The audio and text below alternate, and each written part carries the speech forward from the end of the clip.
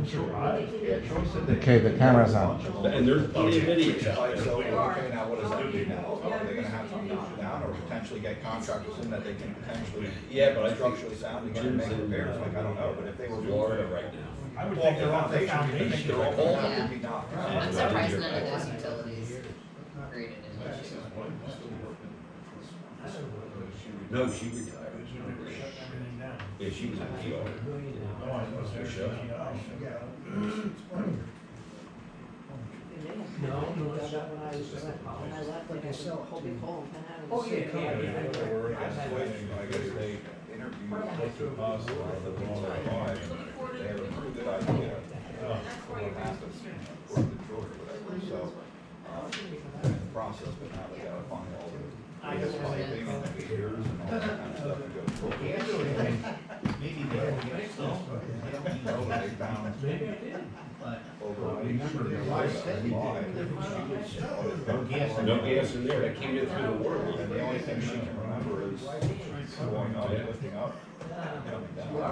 And it was up to her chin, so. Okay. She made it through the It's floor. 12 o'clock, Potentially gonna call the meeting of the Fire and Police Committee to order. Roll call, please. Bill Jenks, Here. Fred Mogul will be absent. Ron Stanko. Here. Fred Levering. Here. Keith Jarrett.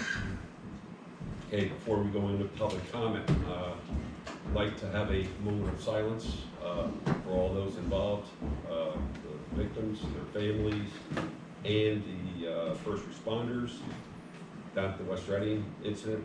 So if we can have a moment of silence, please.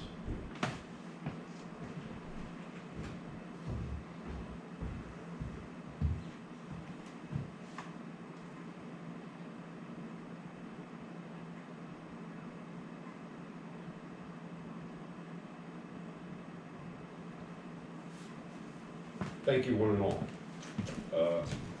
You know, it touches all of us. We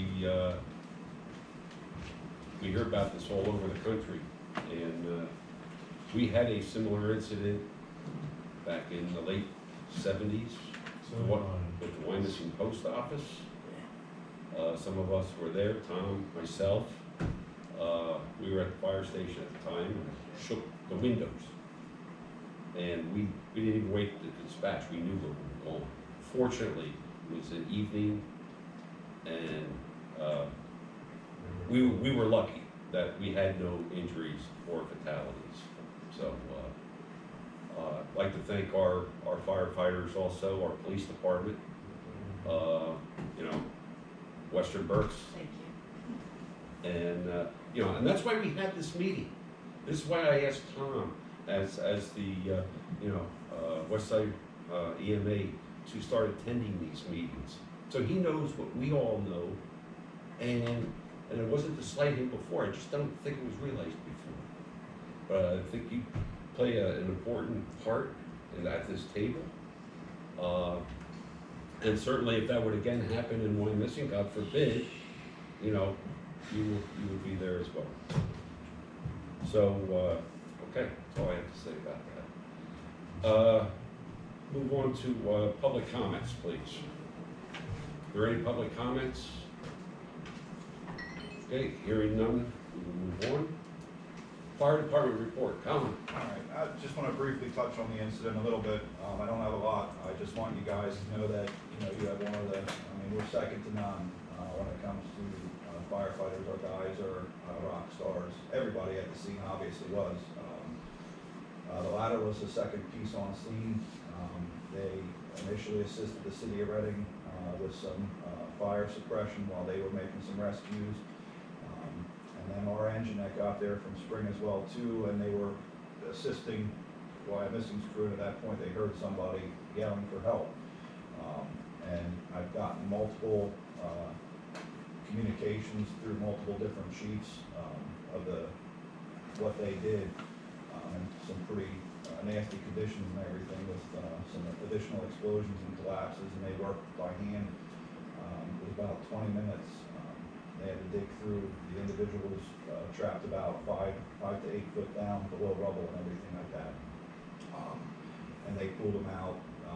As far as I know, I think it was a man. They were transported, and they were still alive or whatever. A lot of other stuff goes into this operation, you know, so we had actually sent we sent the ladder and the engine down from Wyomissing, we sent the engine and the rescue down from Spring. And then obviously our concern is above and beyond that or whatever, so I pretty much coordinated with Western Berks Fire Commissioner, he was unavailable. And we had staffing, we basically were covering from Wilmsdorf all the way down to West Reading at the time, that we had staffing at all the different stations. We relocated Adamstown down, I'm gonna be sending a formal thank you letter to them. So we had a ladder truck at Wyomissing Station, we had a rescue engine, a tanker at Spring, and other stuff. We covered 4 calls during that time, while they were committed up there. And Troy was down there for an extensive amount of time assisting with that operation. He's gonna be finishing up today. Everything's kind of getting handed over to the state police now. But it was a good effort of everybody working together, and you know, our training actually came to fruition, and our guys did an excellent job. So at some point when I have some time, we can put some stuff together. I'll be coming to council, fire, police, or whatever. We're gonna end up doing some sort of a formal awards recognition or whatever for the crews. You were reading my mind. Want to do that? No. All right, so going on to business, so we can get the business done. This report's wrong because there's been about 4 calls since I did this morning. So as of March so far, there's been 127 incidents, 24 fires, 26 motor vehicle accidents, 27 QRS medical responses, 12 hazardous conditions, 37 alarm activations, and 1 smoke detector install. Total responses in the borough 77, in Spring Township 29, outside of the borough 21. 65 overlapping calls to date. So far for the month of March, we had a fire loss of $3,850 with no property saved. That was for a vehicle fire on the sky ramp of 222. Average turnout per incident was 5.2. We had 12 volunteer responses so far for the month, and total responses to date 405. For the expanded call for February, there was 242 responses system-wide. Out of those, Wyomissing responded to 156. We had a fire loss specifically in Wyomissing Borough of $1,100. That was for a vehicle fire on 422, no safety property there. We gave aid 50 times, we received aid 48 times. There were 72 overlapping calls for the month. 31 of those were between Spring and Wyomissing. 18 just Wyomissing, and 23 was Spring. Dispatch to en route was 1 minute 49 seconds. Dispatched on scene 6 minutes 32 seconds, and our average on scene time was 17 minutes and 49 seconds. No Narcan for the month of February. Our busiest day was Monday with 42 incidents. Busiest hour of the day was 2 p.m. to 3 p.m. with 25 incidents.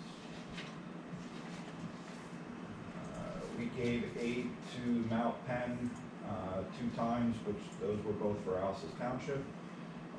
Birdsboro 1 time, Warrendale once, Western Berks Fire Department 20, Greenfields, Burnham Township 7, Moulton 1, West Reading 4, Muhlenberg 3, Kenhurst 2, Cumru 6, and the City of Reading 3. That's all I have for reports. If anybody has any questions, I'd be happy to answer them. Any questions on the fire reports? Is there involvement in the West Reading explosion drill? Yes. We were pretty much done. Wyomissing was done with the exception of I held a guy over.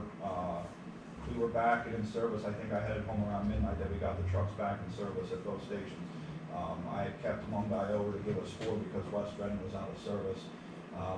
We sent 2 people down from Spring Saturday to assist. They were looking for 6 people crews or whatever. But then as of 3 o'clock on Saturday, they basically, they said we were good. They didn't need any other services from us other than, being down there with the investigation. Jana, I would like to add both myself, Jim Babb, and Greg Capriola reached out to Dean Murray Friday and Saturday to let him know beyond emergency personnel response, if they needed backup for public works, anything after Friday moving forward, say the word. And you don't know, but I reiterated that, said the same offers to the mayor and to Ryan, the council president down there by a text, you know, that if they need anything, we're here for them,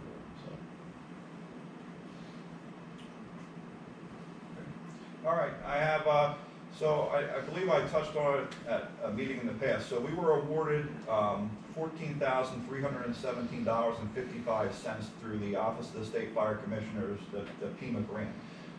That was for protective turnout gear and equipment. This is not a matching requirement fund, grant.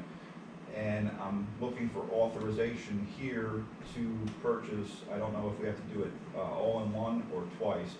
I'm looking to purchase 2 sets of complete structural turnout gear, that's obviously for the career staff, at a total cost of $10,008.74 through Reading Fire Equipment.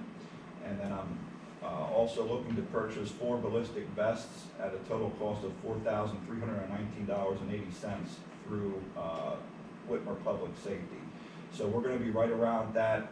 We might be a little bit less, but we're gonna be right about that I don't think we're gonna have to put any additional funds out to make that purchase. Did we get this grant money already? I got notified that spring should be sent. I didn't get anything down here yet from why I'm missing. It's gonna be a while if we order this now, Right. even now. But yes, the grant money should be coming out through the controller's office or whatever, and that's a You direct know where deposit to do into the borough's account. Is there, can that grant money be used for something that relief money cannot be used for? In other words, can we Well, move this relief- over and have relief by this? Relief will not, again, that's gonna be flagged, as I stated multiple times. Relief, again, the relief rules are antiquated and outdated. It's still from the 70s and the inception of the relief funds, that it doesn't cite combination departments or anything like that. So, I know we've gotten gigged in spring in 2007.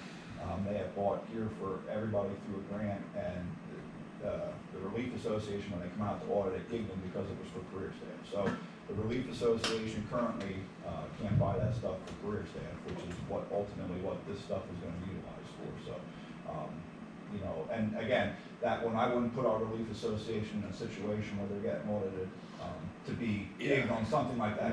The stuff that I was, you know, looking to buy, which we just bought a RAV 57 that got here, you know, that was like $5,400 that the relief is paying for. John, do you think we need 2 separate motions? No, you can combine this. And ultimately, for the grant, we have to use it for what we specified for. We can't not. If we have excess funds at that point, then we can purchase whatever, as long as it's within the parameters of the grant. Okay, somebody wish to make that motion? So moved. We have a motion, second, all those in favor? Aye. Opposed? You guys have it, we'll move it on to council. Okay, thank you.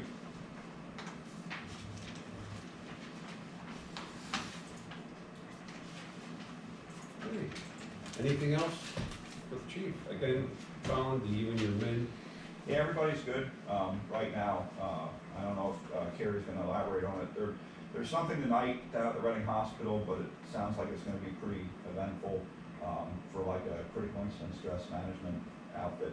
Western Brooks is hosting their own to make it more personable, and we were invited as well as that, so, our staff is aware that that's gonna be Thursday night at 5 o'clock. John, you wanna let your guys know about that I've too? already had. Okay, good. Because anything we can do to help our guys, damn it, we're gonna do it. So, I did reach out to them on Saturday to see if they wanted in-house trauma counseling. They said no, they'd rather prefer information on our EAP plan. So I sent that out to all 9 career firefighters, as well as information on our regular health insurance program, and that mental health visits are covered, no cap, and it's $10 copay. very good. Okay, thank you. Okay, thanks, Colin. You're welcome. Western Birds. Carrie, so nice to see you. Yes, hi. So I'll just touch base a little bit also. We were dispatched, we actually had one of our EMTs that was getting ready to work that night. He lives in West Reading. We pretty much shook him off of his recliner. So he went right out. We had one paramedic who actually forgot he had a pager on, turned around and station, which probably saved his life, cause he probably would have been right in front of the building when it went off, so the pager saved his life in this incident probably.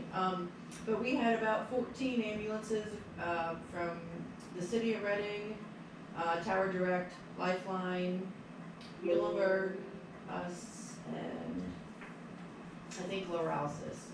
And then we had ones from Topton and Palmyra covering our area to help with assisting with just our calls in our area. Around, I think 8 o'clock, 9 o'clock-ish, we released everyone else and just kept our own trucks there, so we had about 5. And then we went down to 2, so we kept 2 extra crews on Friday night, actually all the way up till last Sunday midnight, so we've had 2 extra crews on to help with whatever was needed. Let's see what else. Just appreciate everyone that helped out and brought supplies and warm tents and everything else that was brought out for everyone. Very much appreciated, so. Thank you for EMA, PEMA, FEMA,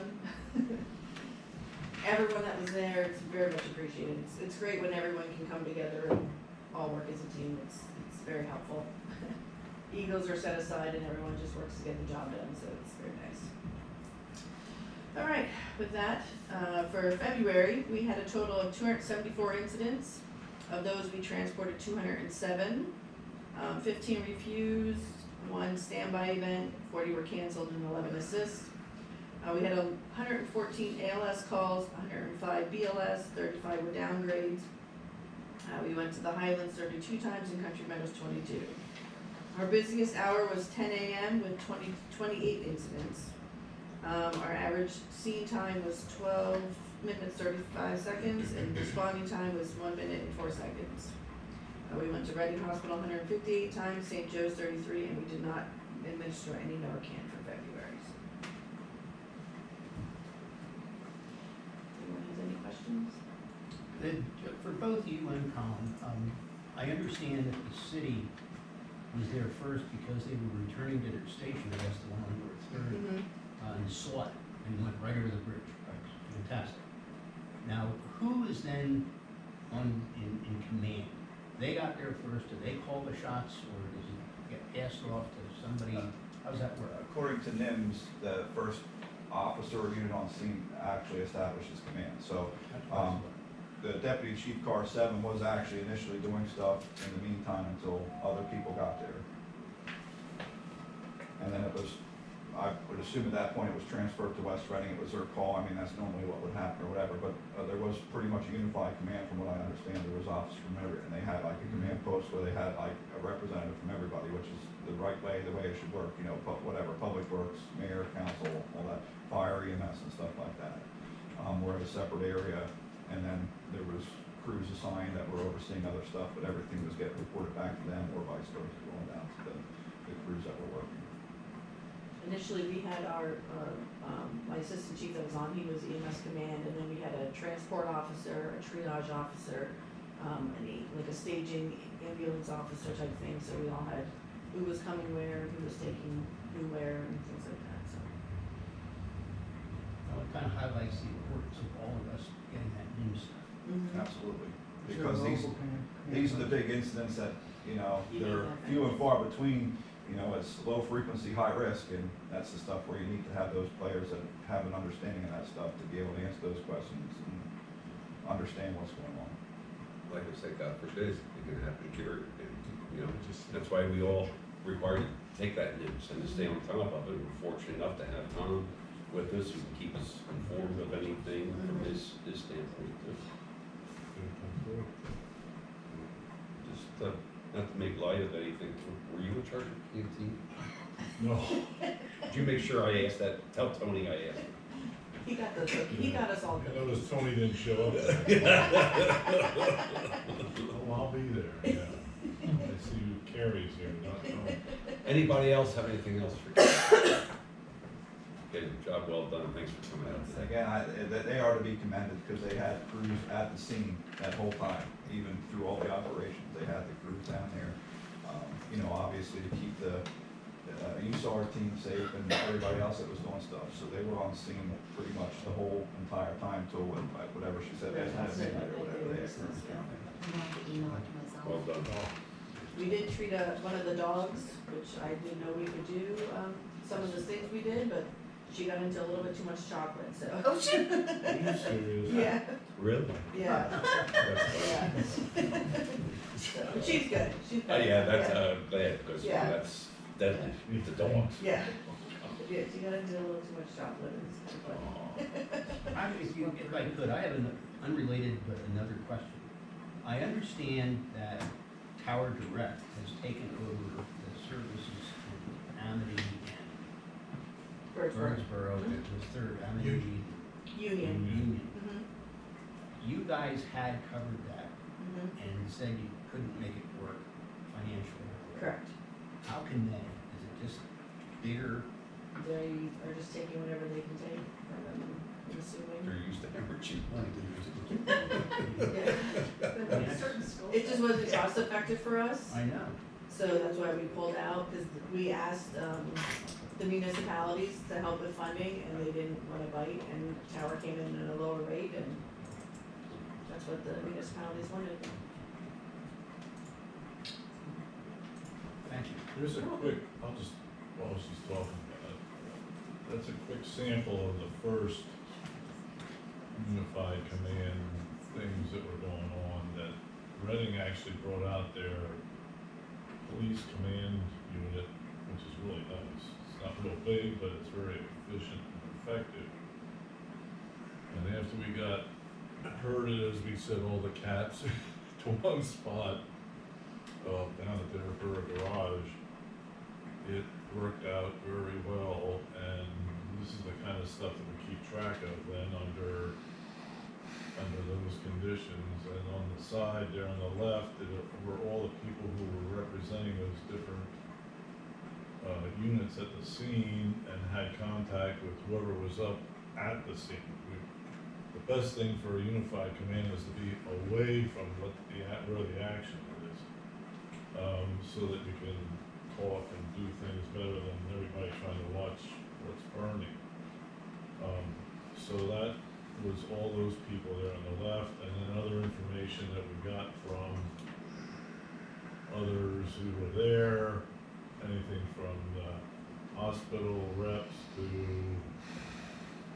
people that have positions like, public information, to, what else was there, canteen units, the command post phone numbers, and the radio channel down the lower right that we all worked on at the command post there, that each of those units all had this disaster channel South 1, and that was to be how anybody at the scene would talk to any of those other people there on the left with questions, and then they could bring that to whoever needed to know or had a question. Like if it was a police question, then they would say, to the people that were there, what or ask what they needed, and that kind of thing. And this is just a very mini kind of looking thing there, but that's what's involved. Yeah. State police taking over the investigation, that's I believe As far as they- I understand from Troy, yes, they're gonna be the lead. I mean, I'm sure there's a million, OSHA, I know was there as well too, and stuff like that. So yeah, at that time, I don't think OSHA had checked in yet maybe, but they eventually did have somebody there. But they were just kind of early on, just kind of poking around, I guess I'll call it. But anyway, that's just a quick sample. Thanks, Michelle.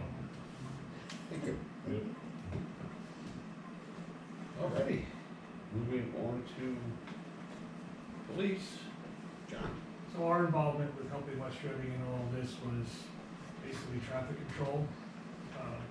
Two of the officers were dealing with that. And one officer was acting as a liaison down at the hospital. West Reading units were tied up. They were talking with the family of the unaccounted, that's where they were all being sent to the hospital, trying to find out the information on the people that were missing.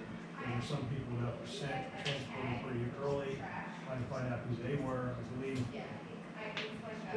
those people were not employees, correct? They were people just in the area that got injured, correct? Or was a few of those? I think they were outside, Yeah. right outside, but I'm not sure. So they had to find all that out as well. I responded from home. I got there before Chief Holman did, and I started just trying to take over some command of that. We had an initial stage area that we were working on. It was too close. We decided what was still happening. We moved everything a whole block back. And once Chief Holman got there, we brought the command post down to the Borough Garage, as Tom said. Reading brought their truck over for the night. Then I authorized a research large vehicle. It's a large one, so we're working out of that right now for a command post.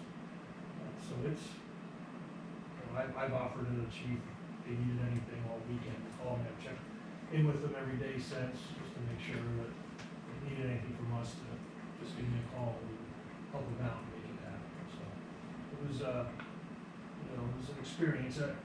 One thing I did, in a situation like this, it's everybody working together, but this is more of the fire side, really. I mean, this is your wheelhouse, but a building that exploded and is on fire. We're there really to support them and their efforts and what they need to get that job done, get the fire out, get people out. And that's why the unified command, I think, works. That's what everybody's talking. It's initially difficult to get it set up, I think, because people were arriving at different times, and everybody was at the initial scene, and I was trying to get people down to the, that took a little bit. Everybody wants to be there. That's our natural instinct, to be there to help.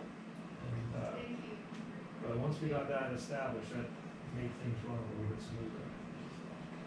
But yes, so it's unfortunate with what happened now with our victims and everything, but it's not something that I would say that we deal with on a regular basis. So, right, exactly.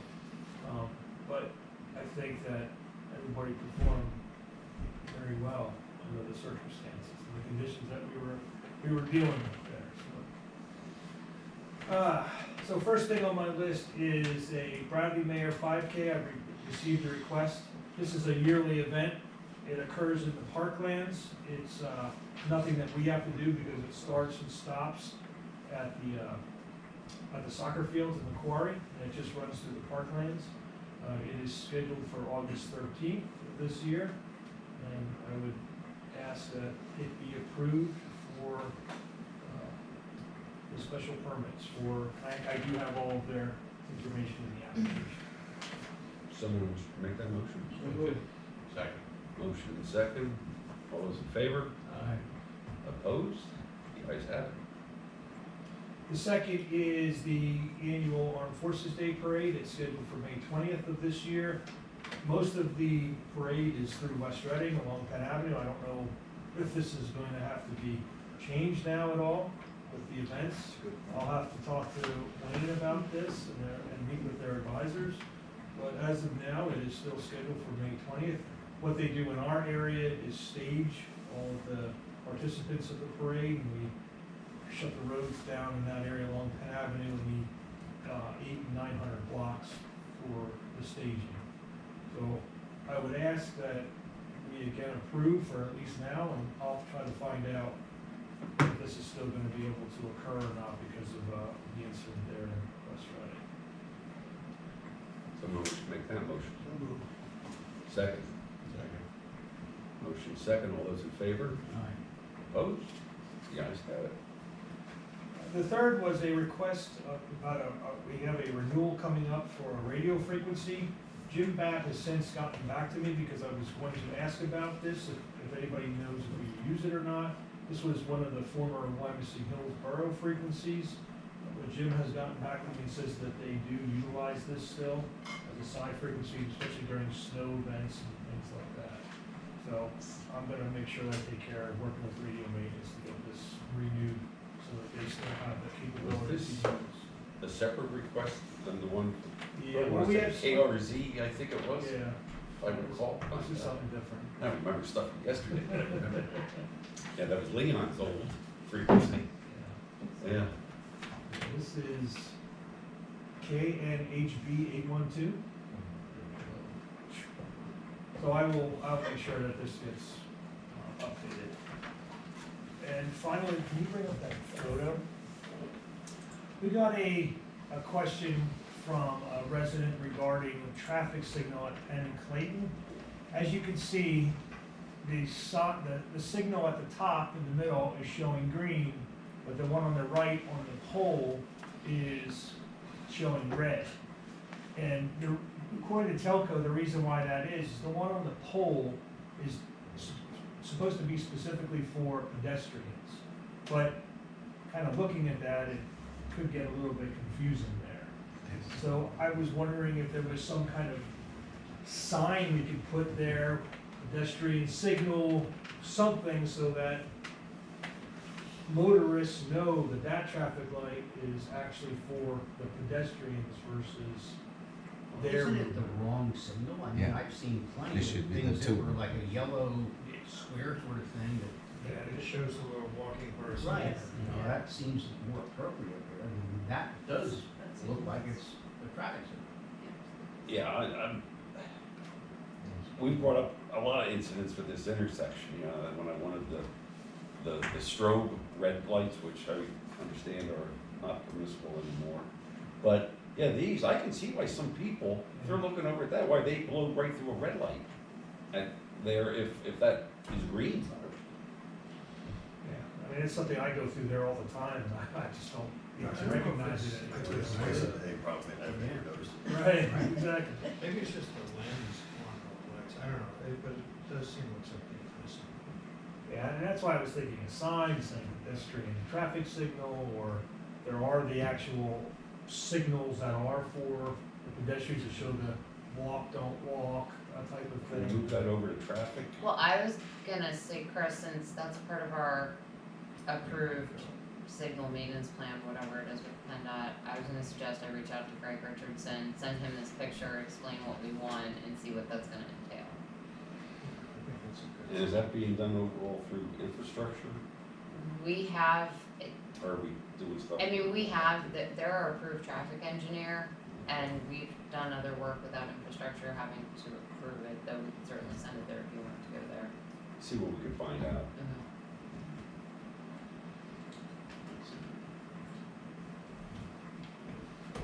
I mean, I don't, you know, when that light turns green, I wait a good 5 seconds before I pull out, 'cause then somebody's always blowing right through it. Okay, anything else? That's it. Anybody have any questions, comments? Chief? Okay, hearing none, thank you. We'll move on to, West Side Emergency Management. Well, other than the West Reading incident, which everyone's pretty well brought out, the good points of all the people who helped us there, the biggest issue, I think, is the fact that this stuff doesn't happen all the time, and if we worked 5 California giant brush fires every year, we'd be able to do this a lot better, I'll say. And much easier, much quicker, but since we don't, when something like this happens, it is to get everybody on the same page. It does take a little bit, mostly because of what they said, everybody comes at different times, and that's difficult then to quickly round everybody up, because you don't even know maybe where they are right away, but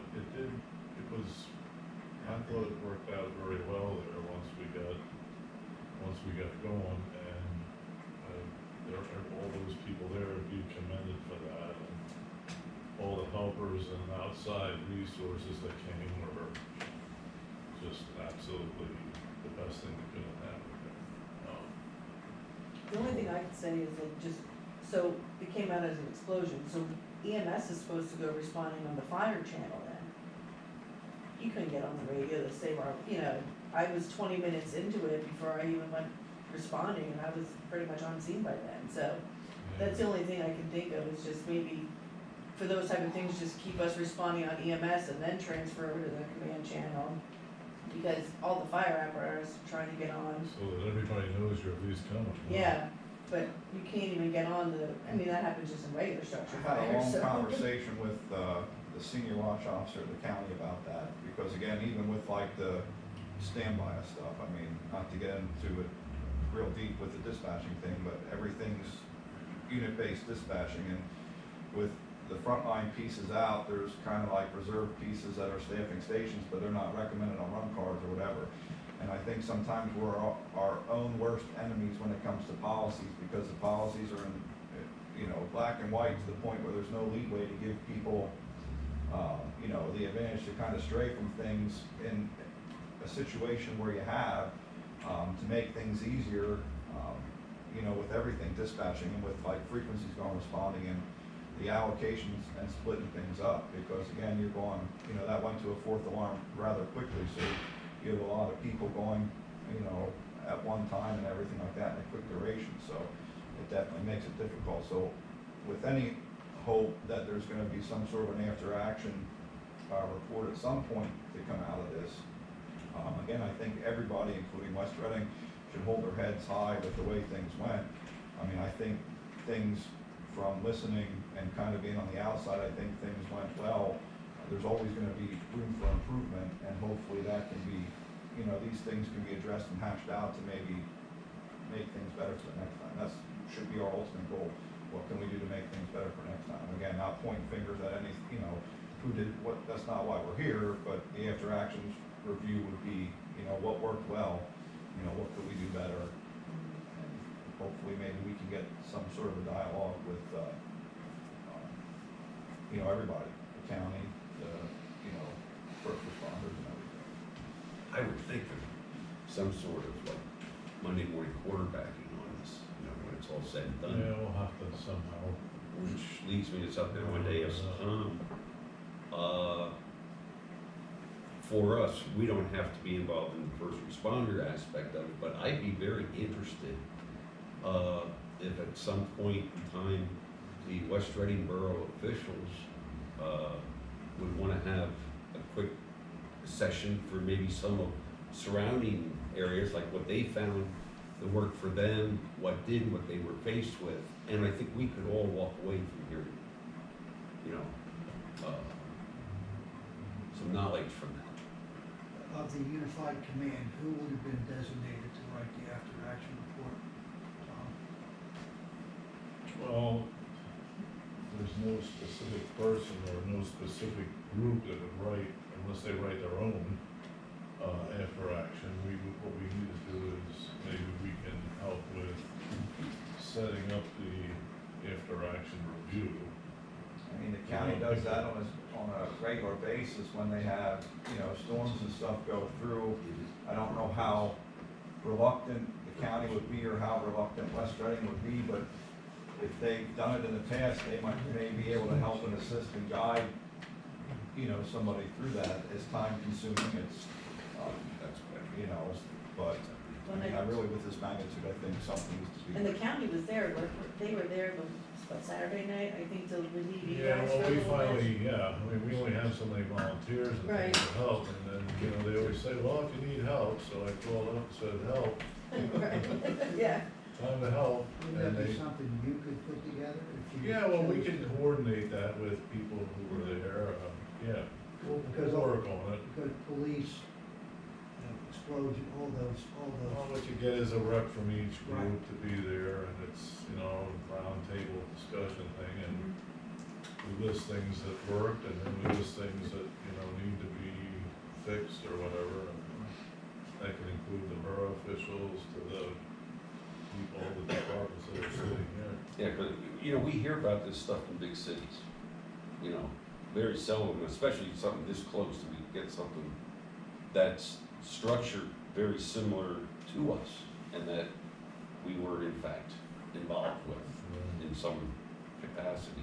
So, again, it could be a great learning lesson for all of us as well. Having said all that, which I completely agree with, I think, my takeaway is that there weren't any egregious problems. We No, did a you're right. goddamn good job in our circumstances and not having a lot of experience and so on. I mean, we all can be very pleased with how it went. There's always room for improvement.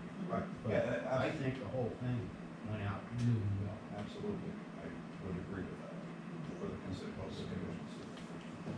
We'll work on it, we'll get something going. And I mean, that's gonna take time, I mean, because they're still gonna be actively engaged in stuff, and a lot of stuff may not be able to come out for, you know, even, nobody's gonna want us to talk about it because of the litigation and, you know, who's responsible for it and stuff like that, so, hopefully everybody's taking notes. I had all my people actually write, you know, their own narrative, which we don't normally do, just whoever the commander of that apparatus does, but I'm like, this is probably gonna come to fruition at some point.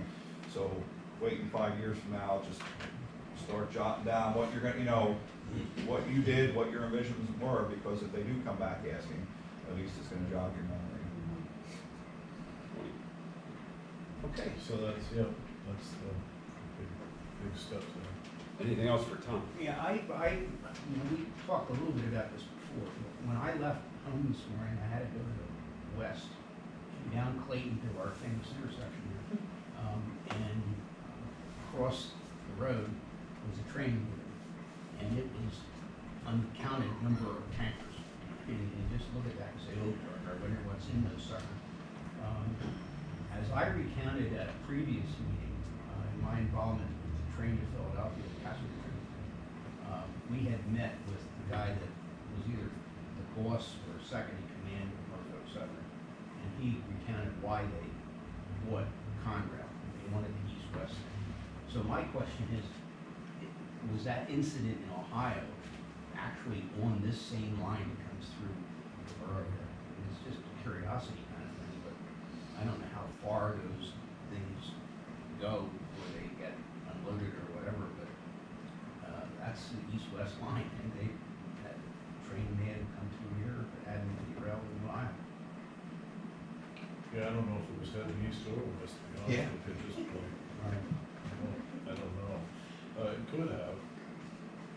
I mean, since this is the main line, 40 or 50 of them a day and night, it could have, but I couldn't know that. I tried to, I did talk to, actually, I didn't do something else. I called their guy who's the police guy, who's the head of our area. He probably know, I don't know if you do or not there, John, but, and asked him about what they were building there along the tracks. When I saw all this steel work and then this pole going up in the air, I called him and said, what are you doing? And he said, I don't know what you're talking about. And he made a few phone calls and called me back a few minutes later and said, it's not on our property. Turned out it's for that new bulletin board or billboard It's on that's going Granite up Point's there. property. It's huge. It's huge. Yep. And he said, it's not ours, so he said, you have to call somebody else. So, you know, that was before we knew what it was. It was all that stuff laying on the ground there. So, Somehow, it's like a good treehouse. so it is gigantic, that's for sure.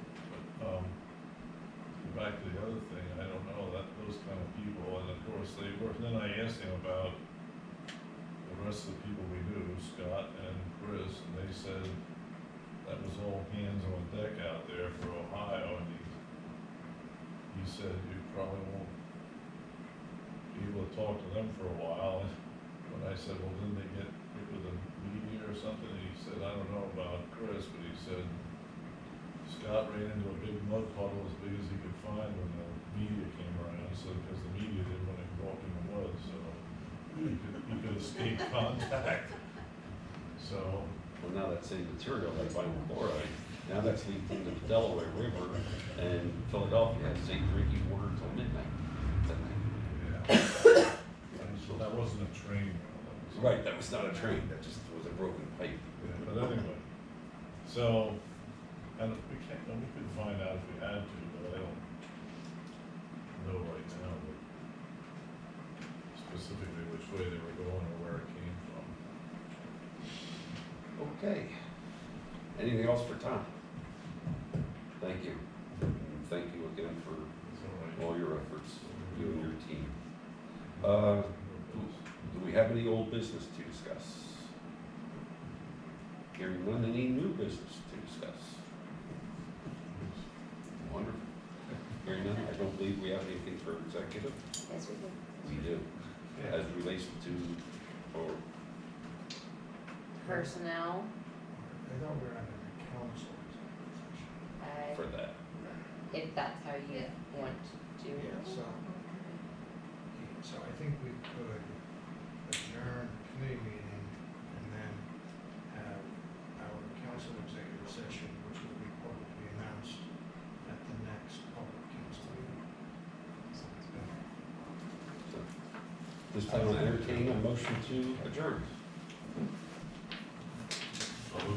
Second? Second. Thank you, one and all. Side note, we were back at,